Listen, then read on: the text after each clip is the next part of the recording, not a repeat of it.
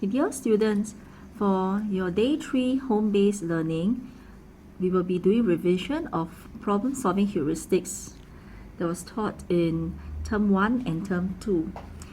Now, finding total age, working backwards, before and after, when one quantity is unchanged, as well as the comparison model. We will be revising these 5 heuristics. Let's look at question 1. Now, question 1 is a question that is finding total age. Now, John is 8 years old now. His grandmother is 5 times as old as he is.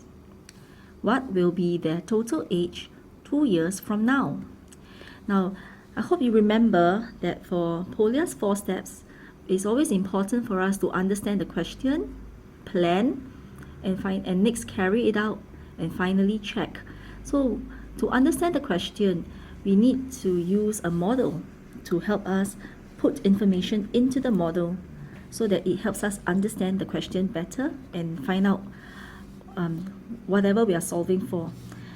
Now, if we know that the total age 2 years from now, we can actually draw 2 boxes, 2 rectangles here of the same size to ensure that our model is a model that will reflect what happens 2 years later.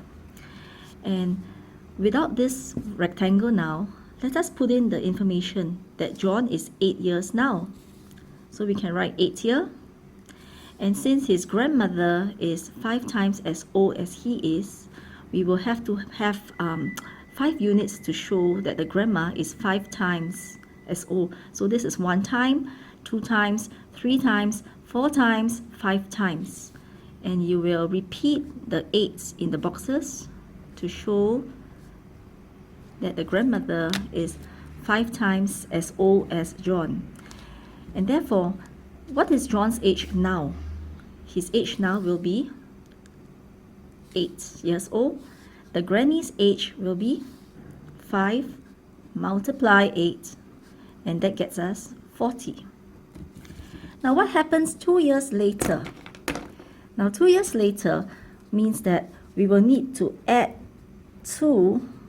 We will need to add 2, and we'll add 2 to 8 for John's age, and that will bring us to 10 years old. And for the grandma, it'll be 40 plus 2, 42.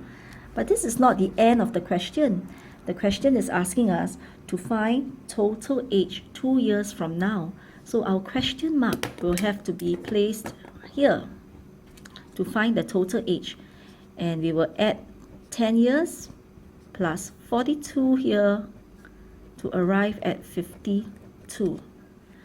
And therefore, 52 will be our answer.